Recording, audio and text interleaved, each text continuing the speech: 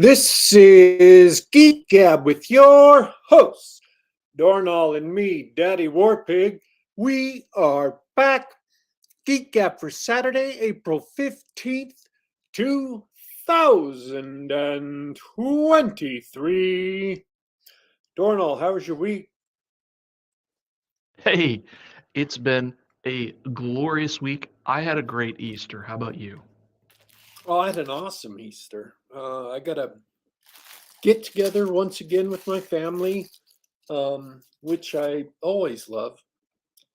Um, as I have mentioned many times before, I've got a great family, and um, we got together. We had Easter meal, and got a my niece and nephew who were in college in Louisiana flew in, and they brought a couple of friends with them, and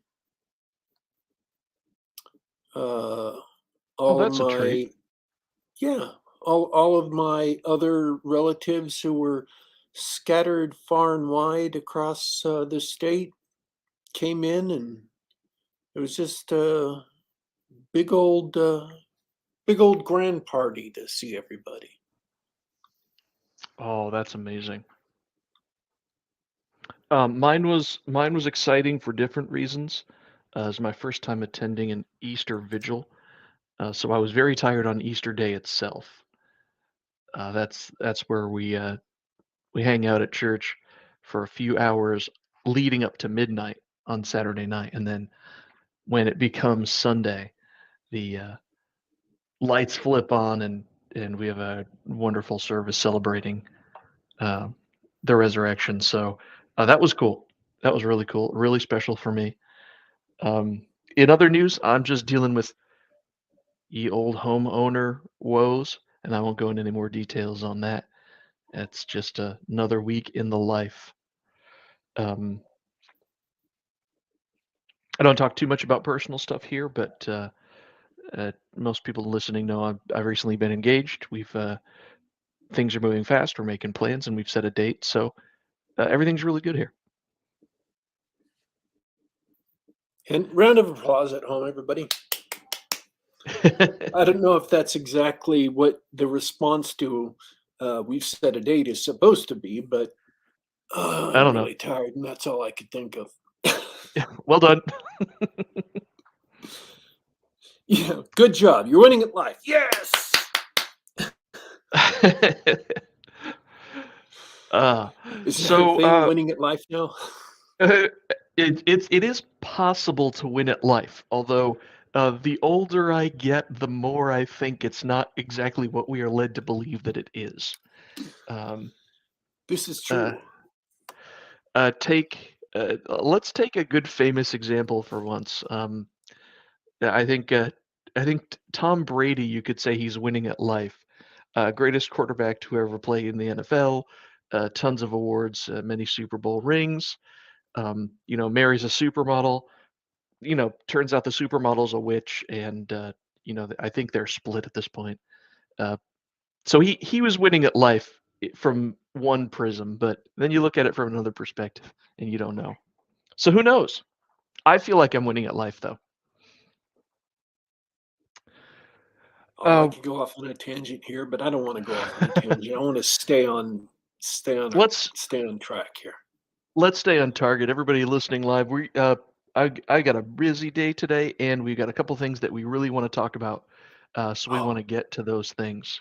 I have a little thing I want to talk about first, though, I because love I'm hearing kind about of little things.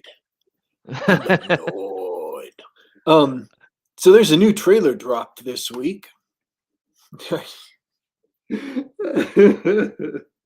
A trailer.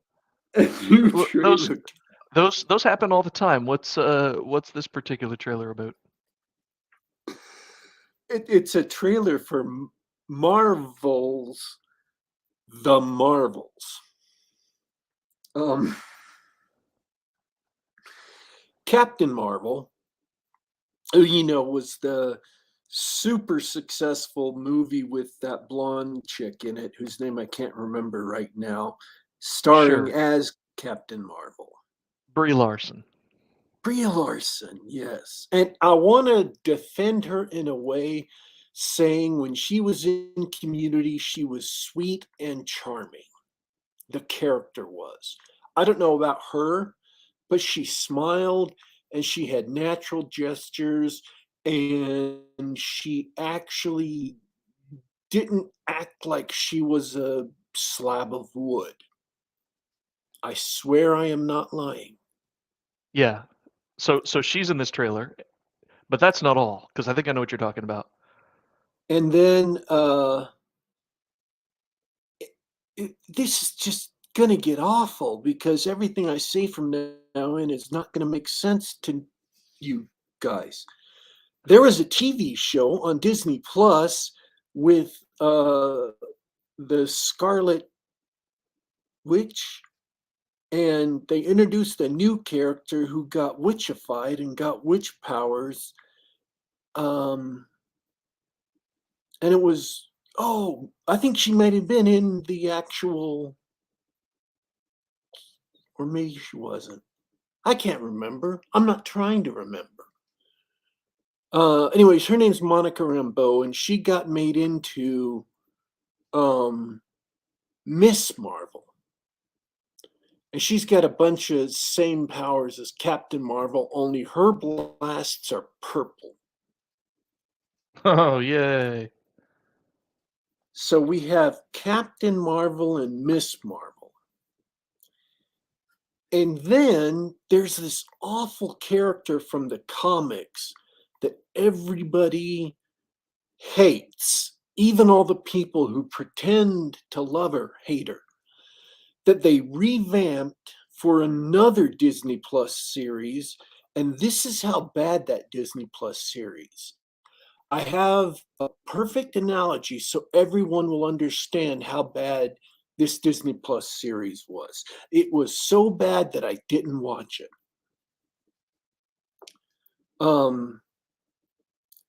Her name is Kamala. Kamala Khan, Miss Marvel.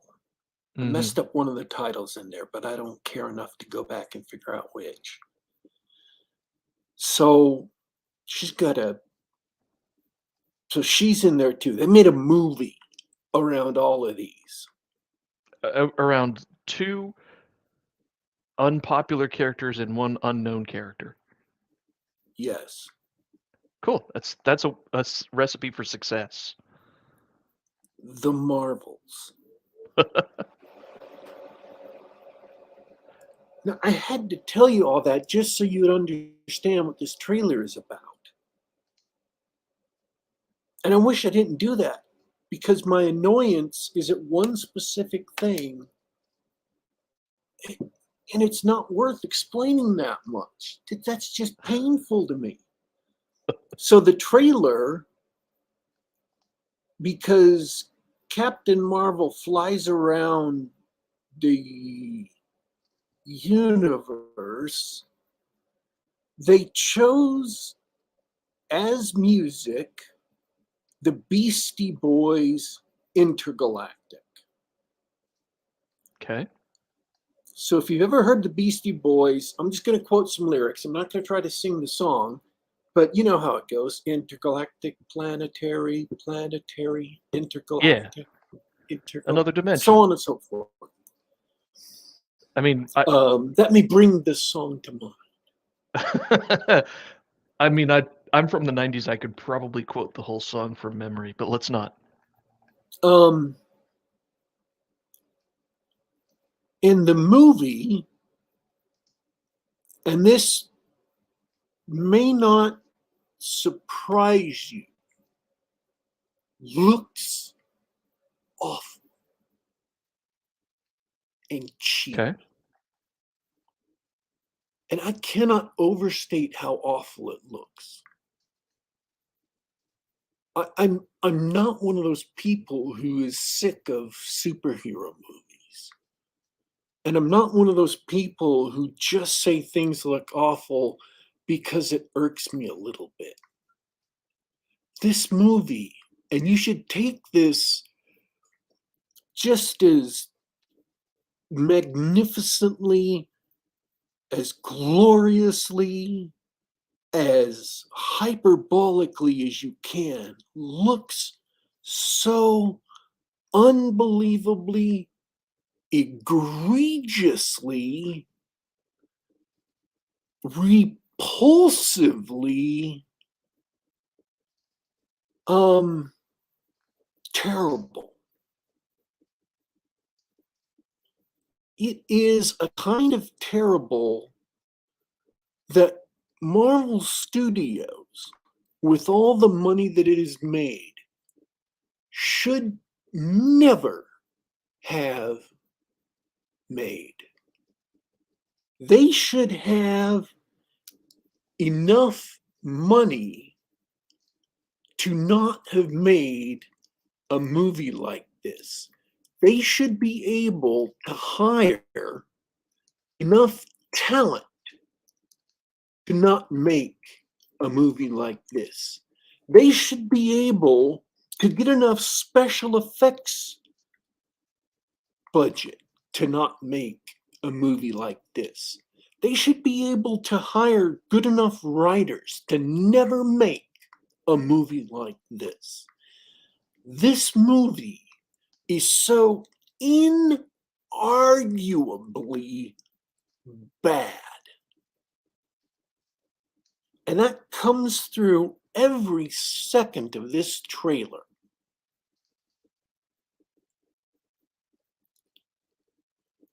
And so, what irks me is not that this movie is bad.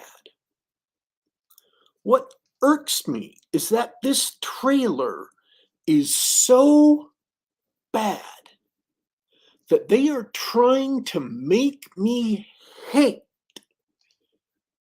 Intergalactic by the Beastie Boys. And that is making me angry. That's impossible.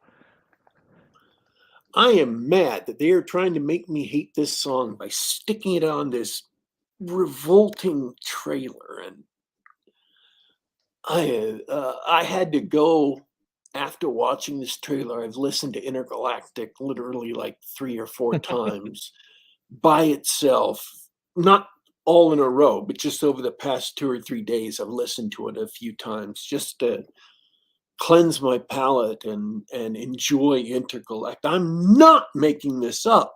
I'm telling the truth. I literally have done this just to enjoy this song so I don't associate it with this trailer anymore.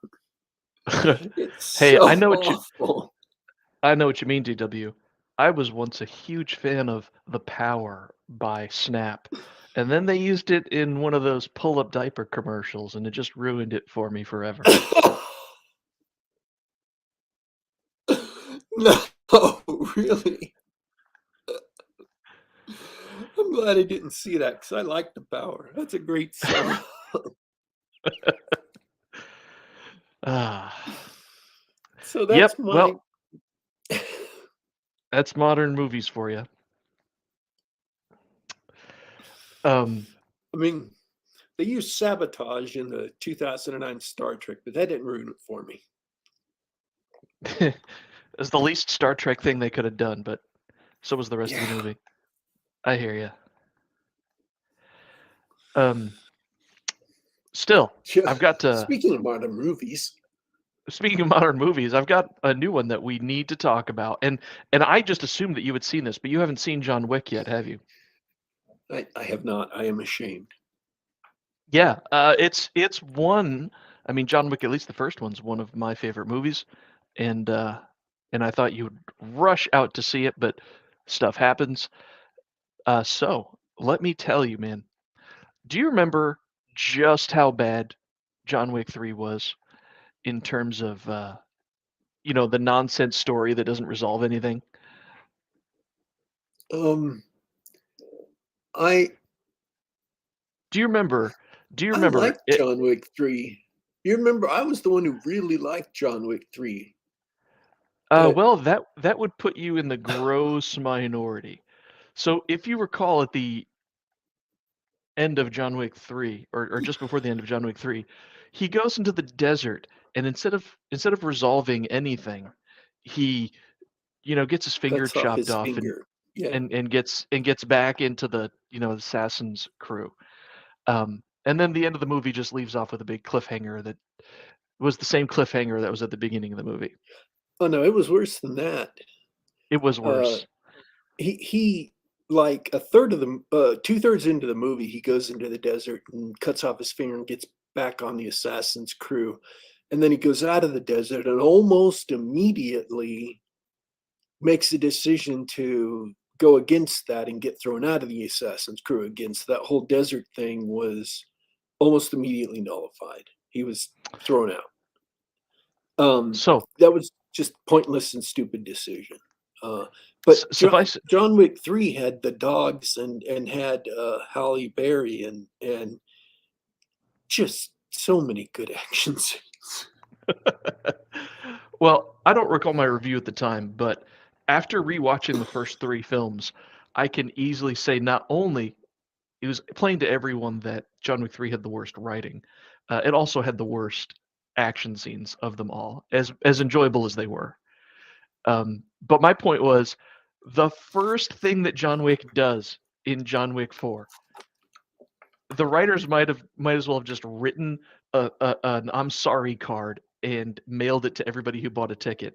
The first thing he does is he chases down the elder in the desert and shoots him in the face, See, and that's unceremoniously killing that off.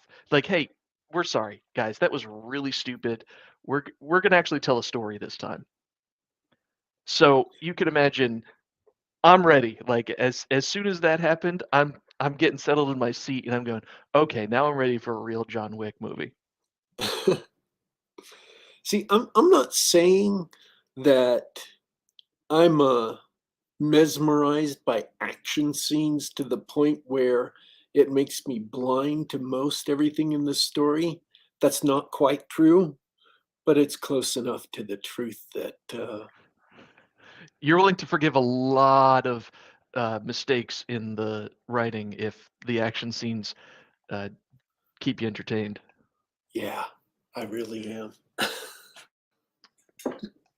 Well, I was pretty But forgiving, uh, but even I recognized, by the end of John Wick 3, wow, none of that really meant anything. None of that made sense.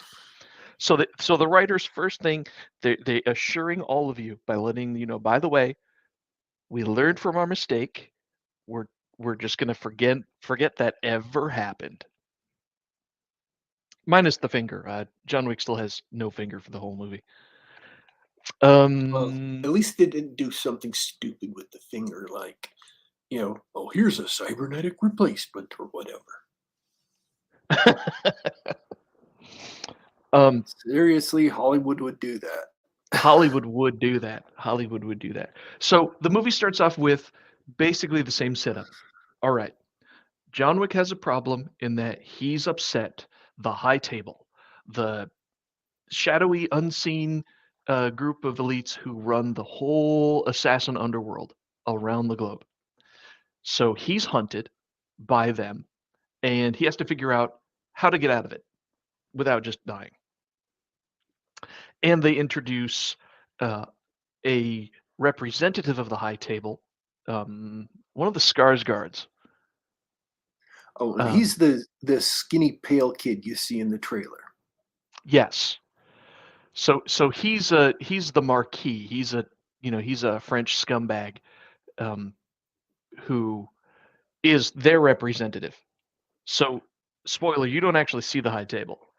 He's just their representative. So he's sort of the antagonist in this one. It's his neck is on the chopping block. He needs to take down John Wick, or they'll find a new Marquis. And so great. Here we've got the setup, and then they introduce more people in the underworld that know John Wick or know of John Wick. So we're introduced to um, another Continental hotel, one of those safe havens in Osaka, old Japanese friend. And we are treated to a beautiful samurai ashigaru ninja versus assassin set piece battle.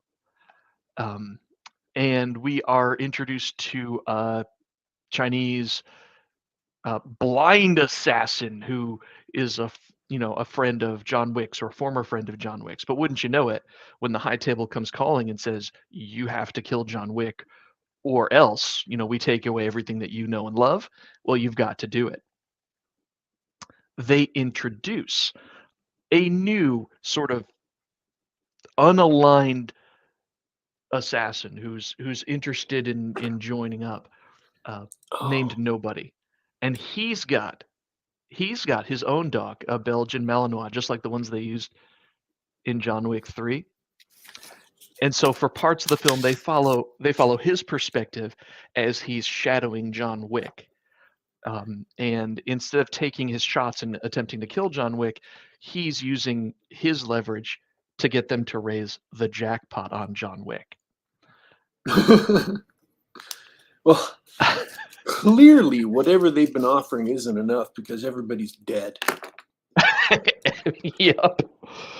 Um, so we go from we establish a character, we have a beautiful action set piece, and John Wick is fighting for his life, fighting to figure out how am I going to get to the table, how am I going to get. He either needs to wipe them out or get released from his obligations. Just like at the beginning of John Wick 3. And in this case, the Marquis provides him an opportunity to do that. And there's lots of details that go into it, but I think what's important to note is that all the ways in which they added to the world that didn't work in John Wick 2 and 3. You know, having the guy literally explain the gold coins in John Wick 3 was absolutely boneheaded. Everybody knew what they did just from context. Some of the other characters and concepts they introduced were kind of, I wish they didn't do that. But none of that happened in this one. Everything they introduced was like a personal character interacting with John Wick, and none of it felt forced and none of it felt hokey. Some of the dialogue felt hokey, but they can't give up on the weird, Um, pretentious dialogue. I want to say about introducing new things to the world of John Wick.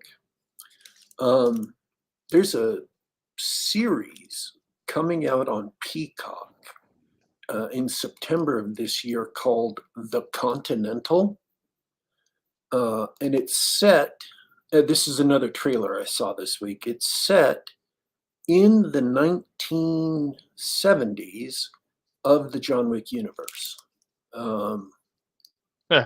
So it's about the rise of the Continental, about the founding of the Continental. So, yeah. I mean, that's one of the things that made the first John Wick so fascinating was that sort of hidden underworld and what that might look like. And the more they introduced, the kind of, I think, the hokier it got. I'm going to But watch it in the fall and review it in the fall, so we'll see what happens. well, but that's not what necessarily you care about, as you alluded to earlier. What do you want to know about John Wick 4? Were the action scenes any good? Bro, they were mostly great.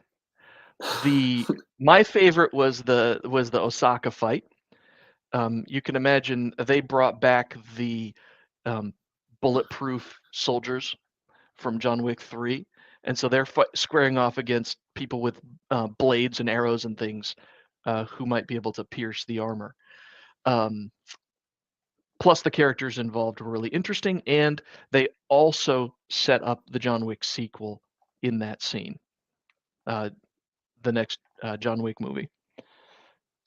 The other fights I think were great, but a little less memorable because there's this amazing action scene in a mansion in Paris where they're going room to room with a shotgun loaded with dragon's breath rounds.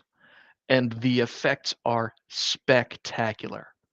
Now, the way it was shot feels a little video gamey, so I'm going to dock it half a grade for that, but it was a lot of fun. Similarly, you get a wonderful homage to the Warriors in a massive street brawl on the streets of Paris around the Arc de Triomphe and on the way to the Sacre-Cœur Cathedral. And it is a ton of fun to watch. Once again, I'm going to dock it points. By necessity, there's a ton of computer animated action in there, like cars and bodies flying everywhere. It's not my cup of tea, but really cool to watch. And then there's the final grueling fight, which I think was hinted at the trailer along a tall set of steps, a big grueling fight, and that's on the way to the final showdown, as it were. Absolutely fun to watch. What's bad about it? It comes in a little long at 3 hours. It's definitely bloated. If you hear people say it's bloated, they're absolutely correct. And part of that is the lengthy action scenes, which aren't.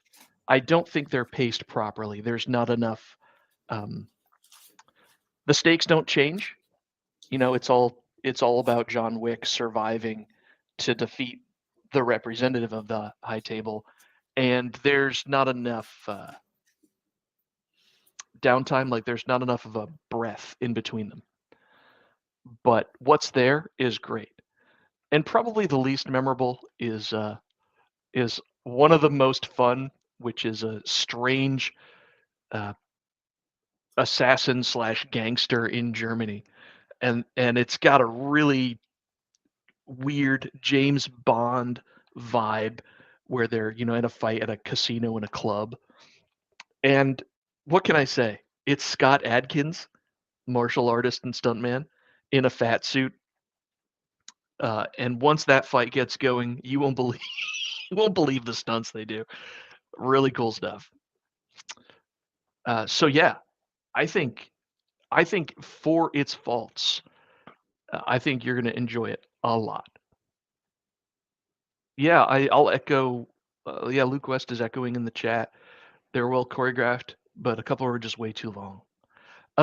Yeah, and I think my response to that is not only were they way too long, but I think it was the pacing that really did it. Like we needed a little bit more of a break. We needed the stakes to change. I actually read one reviewer who suggested that one or more of those scenes would have been better if they had completely changed the point of view to nobody. He's the lone assassin who's been stalking John Wick throughout the whole movie. If they had done the entire scene from his perspective instead of switching back and forth to John Wick, that would have been more satisfying, because then you could have taken a break from John Wick's struggles and sort of watched what was going on with him. I think that might have been a cool risk to take. They did that in 3, didn't they? They followed Common, the rapper who was playing one of the assassins after John Wick. They followed him for a bit, and we got to see things from his perspective. Yeah, in terms of there were a few scenes where they, there was a lot of spotlight time given to nobody and his search, sort of to help establish. It was also a way to establish the Marquis and some of the stakes and sort of explain why he's there. But the fight scenes specifically, like some of the action scenes, in between the Dragon's Breath round fight and the Arc de Triomphe fight, right? That one of those fights could have been done entirely from nobody's perspective, and he's on the phone the whole time trying to tell the Marquis, yeah, I could probably kill John Wick right now, but you're not paying me enough money, right? That's awesome. And that literally happens. more than once in the movie. Um, so yeah, I don't know. They definitely, but let me say there's one thing I forgot to add, which was the High Table's actual representative, played by Clancy Jones, the Kurgan from Highlander. Really, I love him. He's so good. He is such a good actor, absolutely the right guy for this job. He's just, like he's missing a ring finger, like he's got a scar in his face. He's an old man, but and he of course can speak with that gravitas required to be, yeah man, yeah man, I've been at this a long time, uh, and uh, and so he was the one that sort of set all the stakes for the final showdown, and um, he gave the Marquis his motivation, and absolutely one of the coolest parts of the movie, and one of the things they added to the lore, to that background of the Assassin's world in that final showdown, which I won't spoil anymore. Uh, the stuff they added felt natural. Uh, it felt organic, unlike the stuff they shoehorned in two and in particularly three. Really enjoyable, and the ending was um, the ending was satisfying. And I spoiled that you don't see the High Table. I was expecting, I was expecting John Wick to track them all down and kill, all the elites and their families and everything like that. It wasn't like that, but the ending was very satisfying. Yeah, that's What can I say? that's what I'm dreading about the Continental, the TV show, is that all the things they're going to put in there is just going to make the Continental lame. Oh yeah, prequels are almost always a mistake. I think, I mean, as far as the movie goes, though, if if you see that running time and you're like, all right, maybe you don't want to sit there for the slog. But if you were turned off by the mistakes made in John Wick 2 and 3, I can tell you that this one is going to be worth sitting through, because I found it really enjoyable. So that's a definite recommend. Yeah, yeah, I think it is a definite recommend. I think there's a lot of people who, as long as you know about the long running time and the action scenes at the end turn into a bit of a slog. If you can handle that, you're going to really enjoy the movie. Don't go in expecting perfection. All right. Um, And you will love it. You will absolutely love it. Me personally will. Yes. Yeah, you're going to dig it. Let's jump track for a little bit. For those of you wanting to keep score, I just started Malazan Book of the Fallen #3, and I'm still loving the series, so hasn't worn out its welcome yet. Got a lot of people asking me to do a lot of stuff with different books. Here, you should read this. Here, can you read that? And I'm literally, no. I've got 700,000 words left, and I only stopped for one book, and that was Jeffro's. What did he call it the other day? It wasn't a pamphlet. He called it something else. Primer? It was Revolutionary War publication. They use those words for the old time publications, but I can't remember the word right now. Anyways, that's the only thing I stopped for. And I'm heading on to Malazan because I want to get to the end before anything else gets on my plate. And I am continuing to watch the 3rd season of Picard and the 3rd season of The Mandalorian. So when those get done, I'll do a review of those. And speaking of, prequels are usually a bad idea. I caught sight of it. There's a show I love, and it's supernatural. Specifically, it's the real supernatural, which is the first 5 seasons, although I have seen all 15. Um, and the first 5 seasons are a complete show in and of themselves, and they're the best of supernatural. And then after that, you have individual episodes here and there, which are phenomenal. But the series as a whole just took a nosedive and wasn't great. And individual seasons as storylines were all pretty abysmal. But those first 5 seasons, taken as a coherent story, were phenomenal. So that's my opinion on the show. I love the show, love it. I spied on HBO.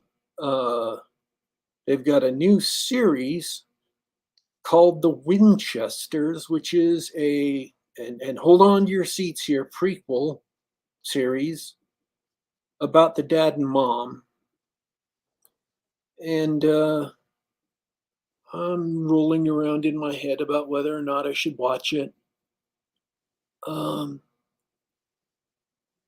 So that may get added to my viewing schedule at some point if that comes up, Yes, we'll see. But yeah, that's how things are going. All the other TV shows I was watching have ended, and I've given a review of them, or even a 2 sentence review of them.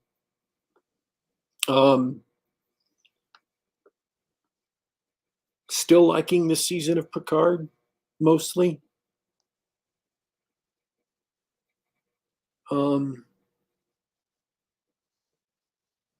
This season of The Mandalorian isn't quite as bad as everyone's saying, but I'll talk about that when it's done. And both of them are really close to being done. They should both be done in the next couple of weeks. One week and one the next, so we can split those off and talk about them.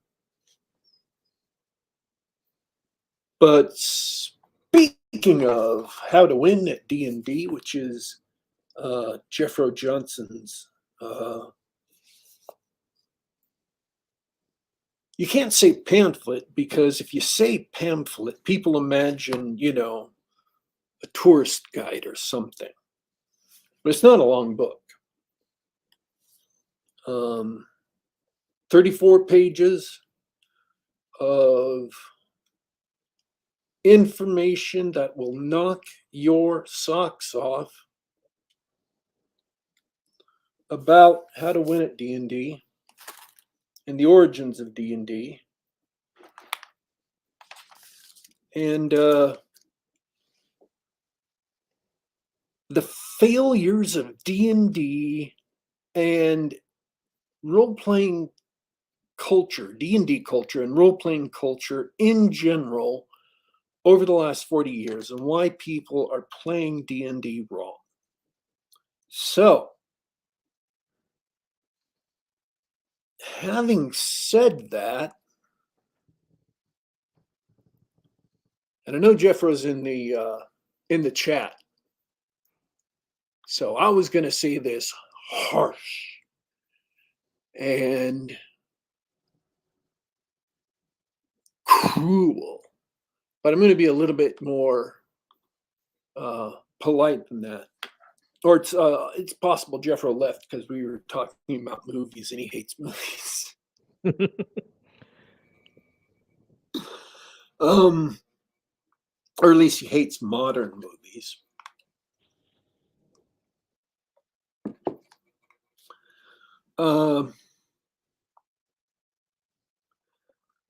The Bro SR was founded as a sort of a play test of the original AD&D rules. And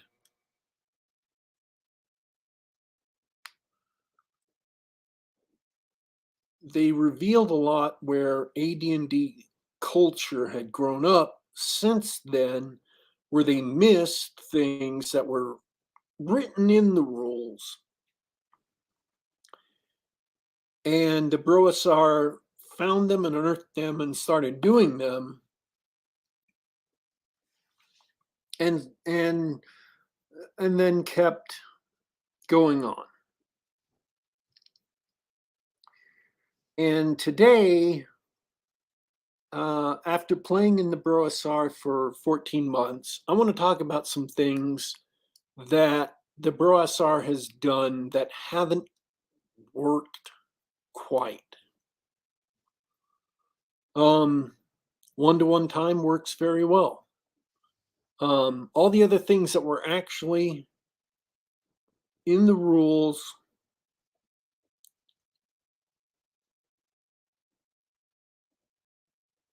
work well. But like the Broasar said, there are things that were transmitted in the culture that were not handed down in AD&D. And I think that a lot of that was not in the rules and is in the assumptions of game mastering. And a lot of that I'm not going to be talking about, but some of it I will. So I'm just going to dive in because we only have like 20 minutes left. So here are 3 misses of the OSR. In and among all these hits, which are detailed in, How to Win at D&D, here are 3 misses of the OSR. The first one, an ongoing bronze stain. The theory behind this one was that role-playing first came out of a game called Bronstein.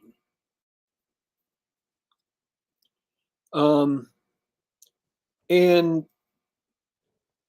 long story short, a campaign world is implicitly organized kind of like an Adventurer Conqueror King system game, where you have adventurers and then you have people fighting because they've amassed armies, and then you have and these are the same characters that pass through these phases, and then you have characters who have domains who are running the domain game and trying to expand their domains and fighting each other.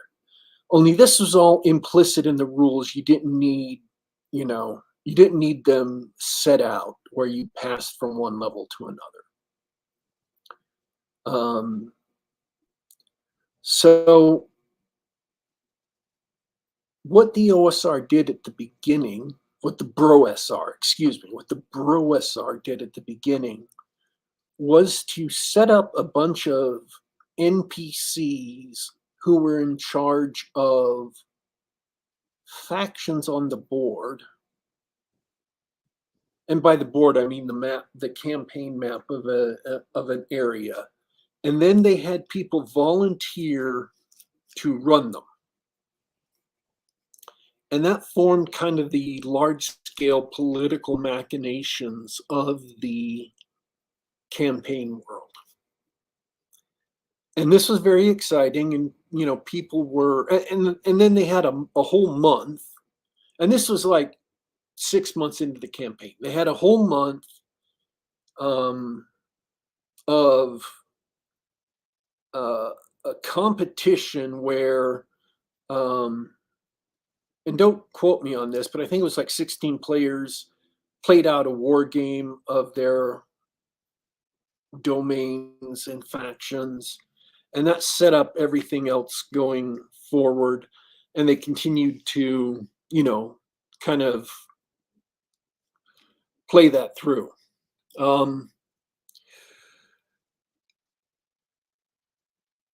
The problem was, or is, that in the months since then, in the year, basically nearing 2 years now, we're a couple months shy of 2 years now. Almost every domain leader except one effectively has dropped out.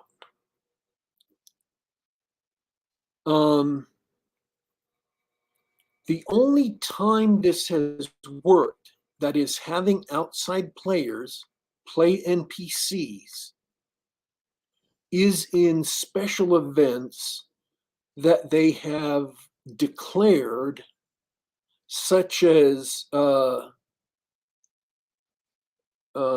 during the Orc event, and you know these names, so shout them out when I mention them. December. December, and during the Halloween, September and Halloween event, Brovenloft. Grovenloft.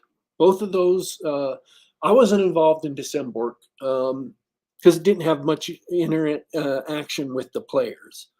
But I was involved on the player side as a game master in Grovenloft. Yeah, the month-long events were very successful. There's still some bugs that need to be worked out there if we're going to involve players, but a lot of that was just great. And then that tied in with some events going on in, I think, B-Dub's campaign. And so there was just a lot of great stuff. But it didn't work with players who are NPCs over the long term. They just seem to lose interest. So my preliminary opinion right now is that it has to be organically grown as part of the game, that kind of interaction between domains.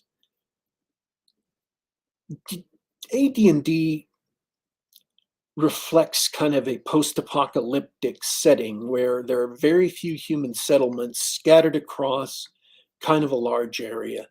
And the reason why your leaders are setting up domains is because you're on the wilderness and you're beating back monsters and stuff and establishing human settlements. You're literally colonizing a land that used to have human civilization in it, but it is gone for whatever reason. And so you're going out and finding ruins where there used to be towns, or there used to be keeps, used to be castles, used to be, entire cities. And you're restoring civilization to this wilderness. And you're clearing out the monsters and setting up patrols to keep them from overwhelming these new citizens, these new farmers and merchants and tradesmen who are coming out and setting them up there. So there really aren't a lot of big political figures who are there before you guys get there. That's kind of the spirit of the game. And you go out there and found these places, and then because you've organically established them and grow them as player characters, you have a vested interest in protecting them, in seeing that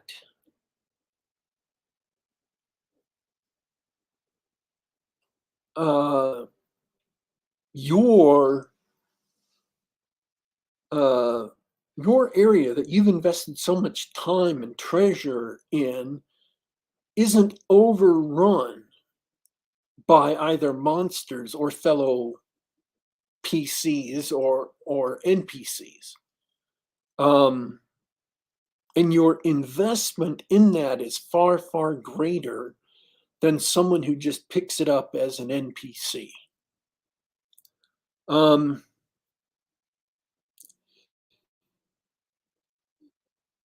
So everybody else lost interest. Life overwhelmed them. I mean, I'm not saying they had bad, I'm not calling them bad people. I'm not saying they did anything wrong. Life overwhelmed them. They missed a couple of weekly No, it's sessions just and never natural. came back. Just natural. Whereas if all the domains had grown up organically over the last 2 years from people who are playing at the table, they would be invested enough to continue playing. So yeah, I think it would have been. I think this is one of the rare misses of the BroSR, and I think it may have been better to have let that grow organically at the table from characters who had worked their way up and started planting that. So it really only worked with one player. And the one player, from what I remember at the table, was playing that character as an adventurer. I don't know that he grew up from first level, but that character at least was adventuring for a while.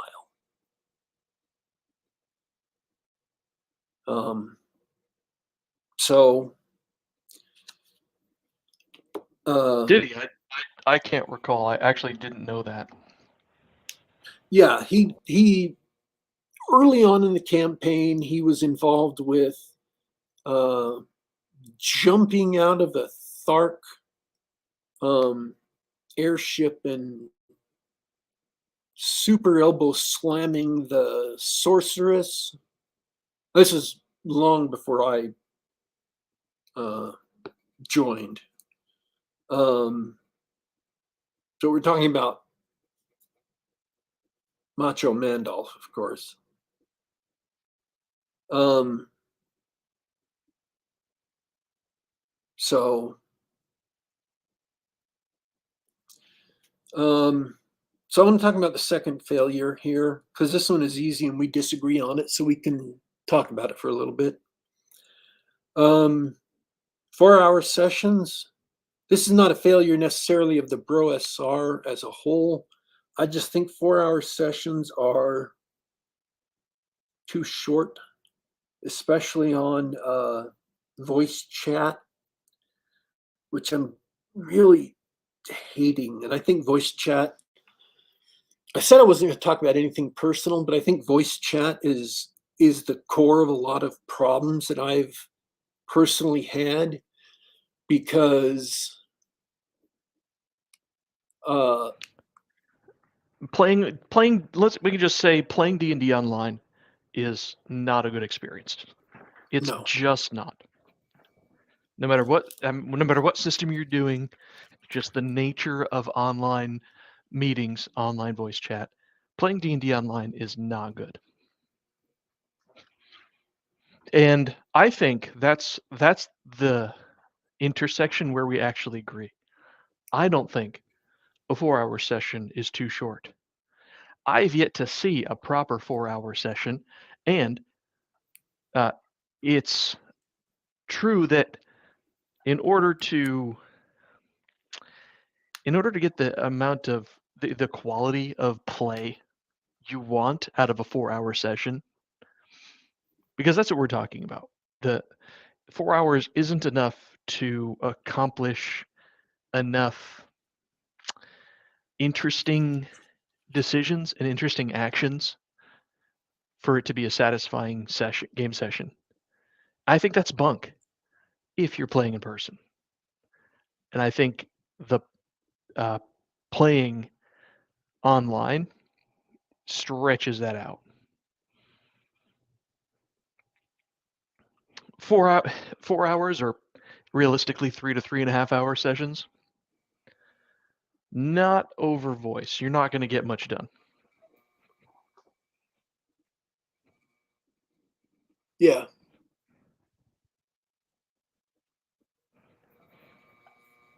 But I think it's the communications system that's Yeah. that's the real. I think that's the real culprit here. That's my point. But I'm in the minority. A lot of people say, oh, like conventions. Take gaming conventions. Why are convention slots only 4 hours? That's not long enough. We want to play 5, 6, 7 hours, right?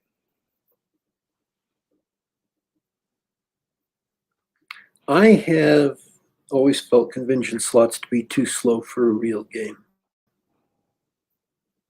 Too short, I mean, for a real game.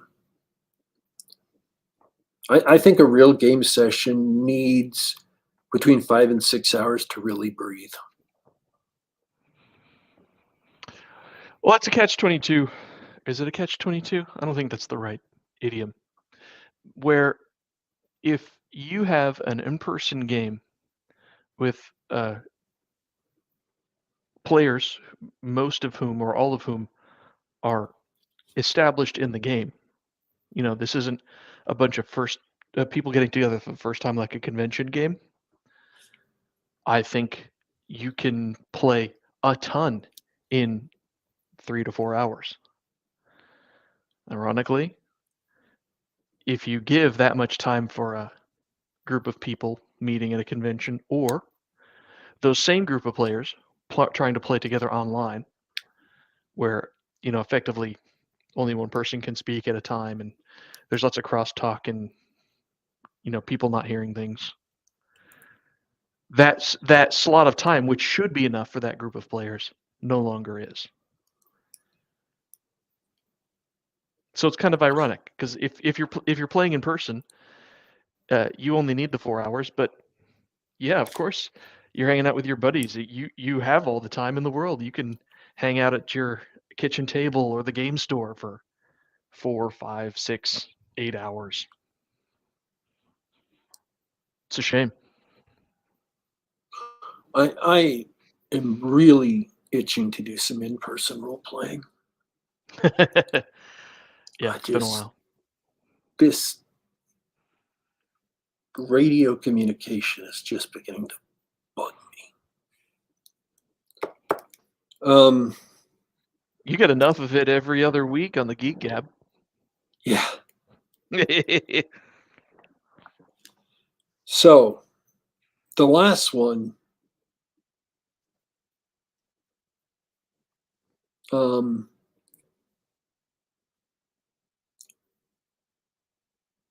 this is a GM culture thing. And I think it's a GM culture thing that because there are some things that are explicit in the rules and GM culture is not explicit in the rules,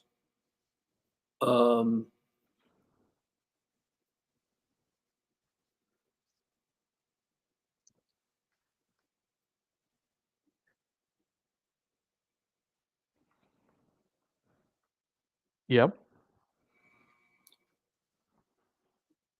We broke the war pig. there are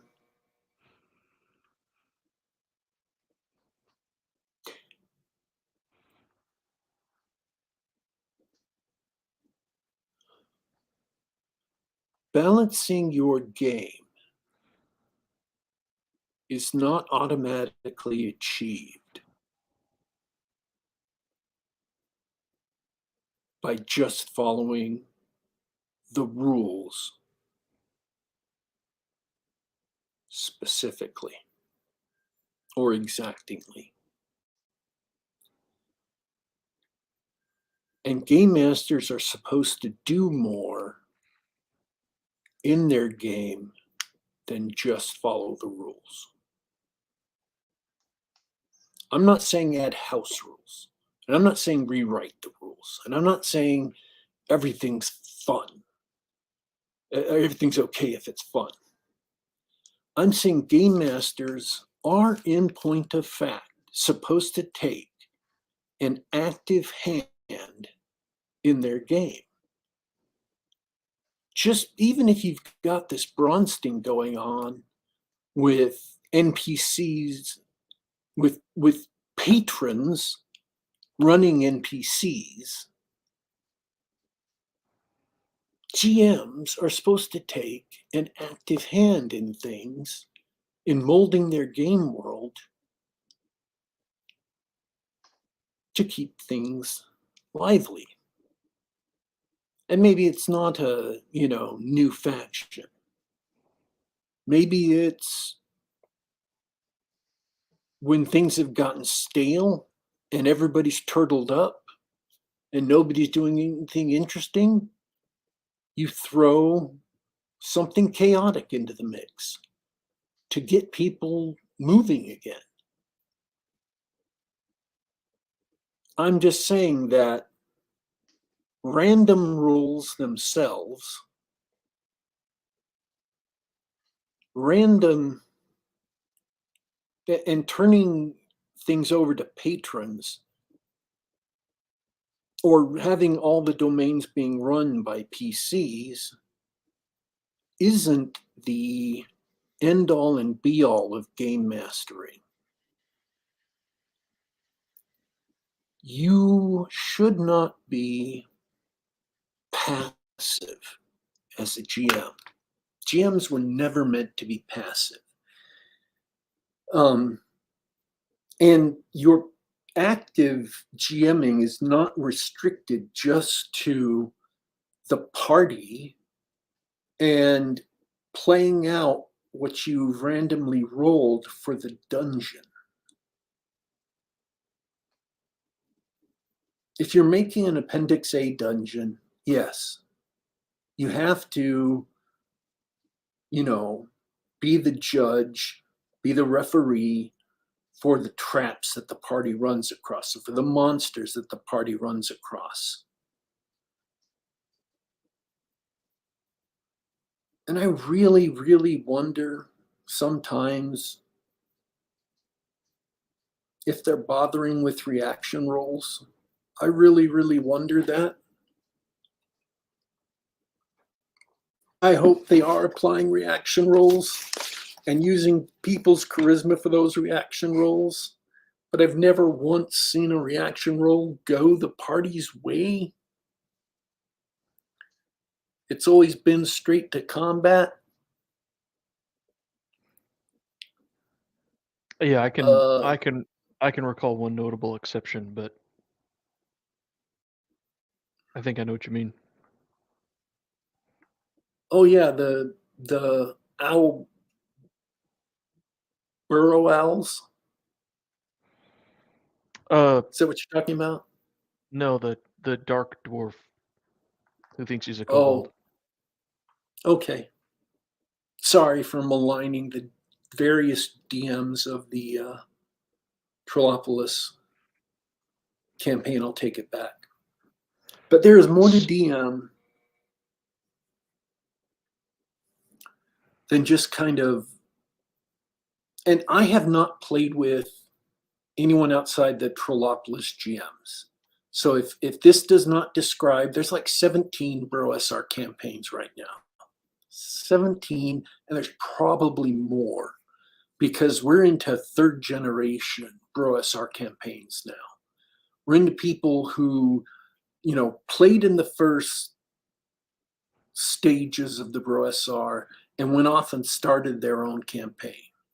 And then there are people who played in that campaign, in those campaigns, like B-Dub's campaign and others, who have gone off from there and started their own campaign. So that's third generation, right? So yeah, we're in the third generation. For all I know, there may be fourth generation campaigns right now. And those fourth generation DMs desperately need a guidebook on what's in there that isn't easily read in the AD&D Game Master's Guide.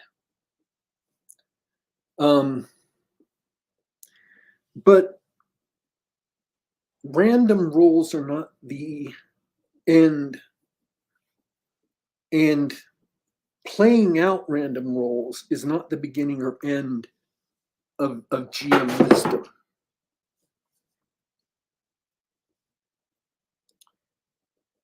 You have an active part to play in running your game world.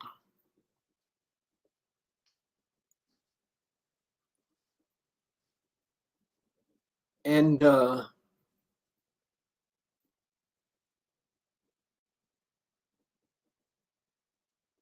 yeah,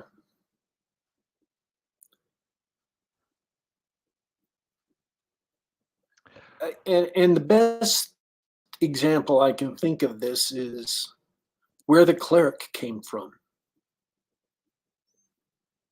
There was a vampire player character who was out of control. Now, vampire player characters would never be allowed in a D&D, but this was D&D, which had a original D&D, like white box D&D, which had a completely different setup. And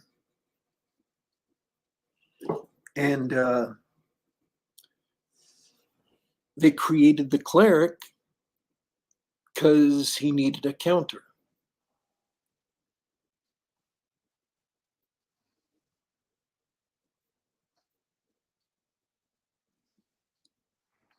If someone, by following the rules legitimately, has found a complete exploit,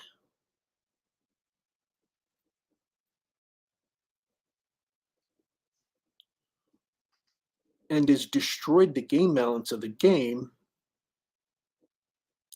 it's not wrong to slow them down, to make the game challenging for them again.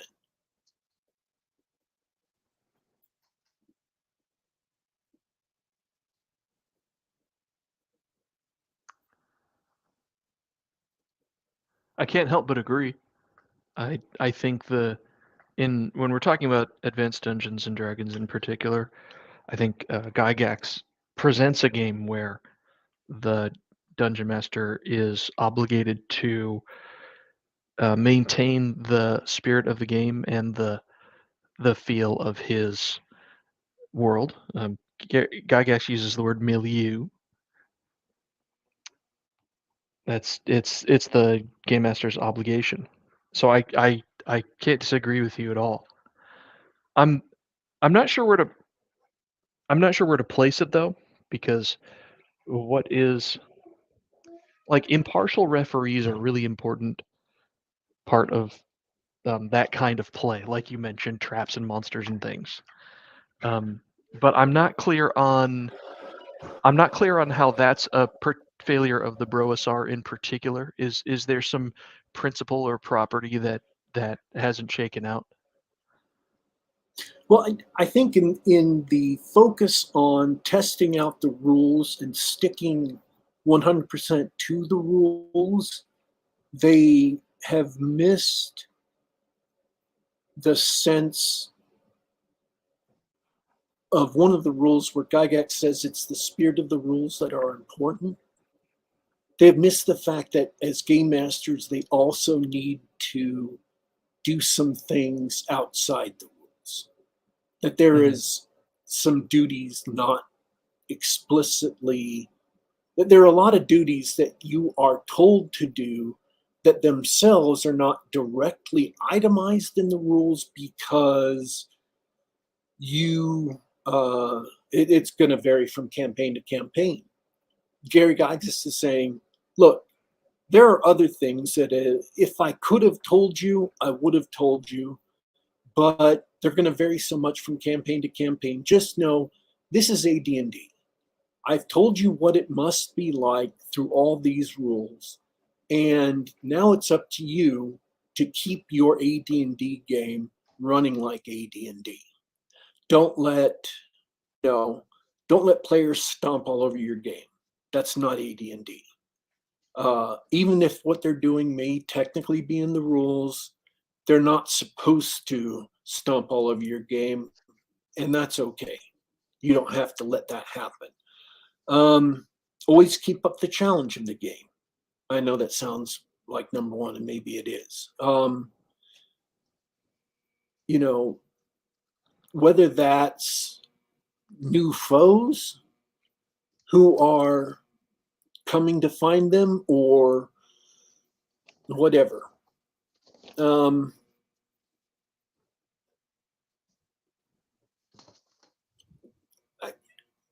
trying to phrase this in such a way that it makes sense.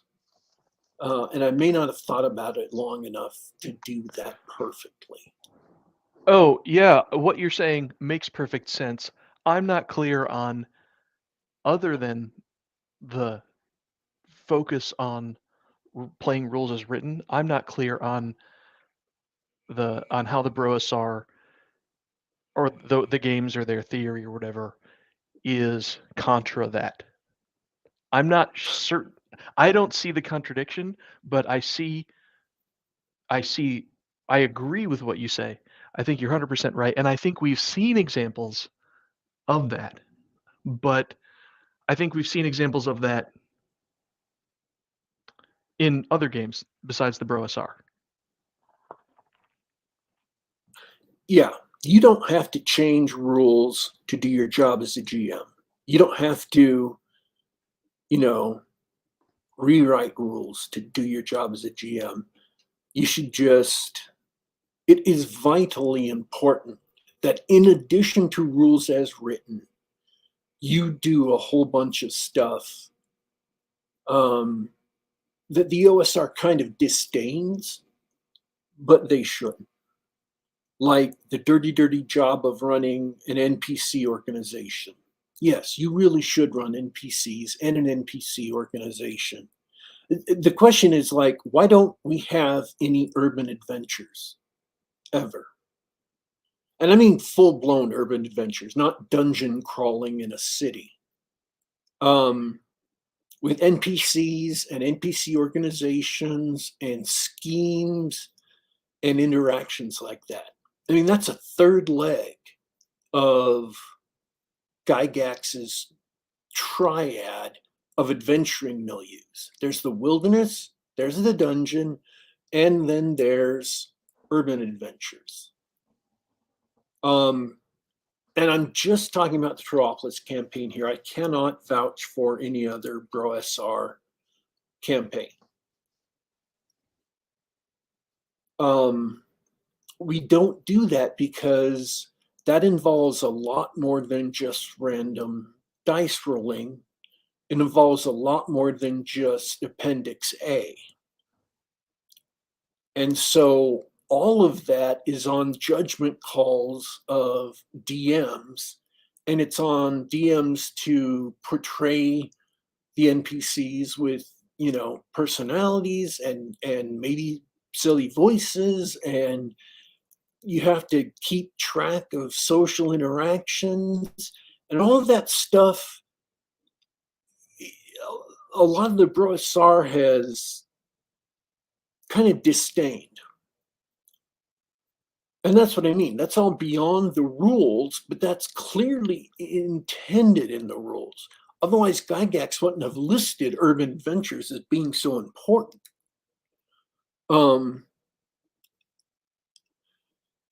So, yeah. Well, well said. We got there are a couple of things of all the great stuff we've witnessed. There are a couple of misses, and I hope they're listening because I think and I think there are. I think there's lots of conversations amongst the Brosar about some of these things. If the BroSR wants to playtest AD&D rules, they need to run urban adventures. Okay. Hey, D-Dubs. I think we're about out of time today. Does that cover everything that you had on your list? Yes, that's why I said that is one short sentence. Well, absolutely fascinating. I love talking about RPGs with you. And I'm glad we got a proper review of John Wick. I hope you see it. You're gonna love it. Um, and I had a good day and a good show. I hope everybody hanging out in the chat enjoyed, and everybody listening later loves what we have to say. But I'm out for this week. And special note, I meant to plug this earlier. Next weekend, I'm out. It will be the annual Bone Bat Comedy of Horrors Film Festival. If you're in the Seattle area, go check it out. They're going to be in Seattle at the Egyptian. So I'll be there next week, next Saturday, and I'll tell you about all the good stuff next time we get together and chat. So that's where I'm at this week. Also, Kursova put the word out that Misha Burnett has got a new book coming out in May called Small Worlds, I believe. And if the schedule juggling hits right, we may be able to get Misha on the show himself. So, Cool. Yeah. Is it my time? It is time. Take us away. All right. We want to thank everybody who listened live to the show and participated in the chat, and we want to thank everyone who will listen later. You can get us on youtube.com/geekgab. Once again, youtube.com/geekgab. And if you do wander by YouTube, do us a favor and subscribe and click the little bell. You will get announcements when we go live, so you can jump in and listen with everybody else. Or you can get us on the iTunes Store, SoundCloud.com, or the Google Play Store, so you can download us on the device of your choice or on the web. Listen on the web or to your computer. We have been Geek Gab for Saturday, April 15th, 2023. We're signing off for today, but don't you worry, don't you fret. We will be back.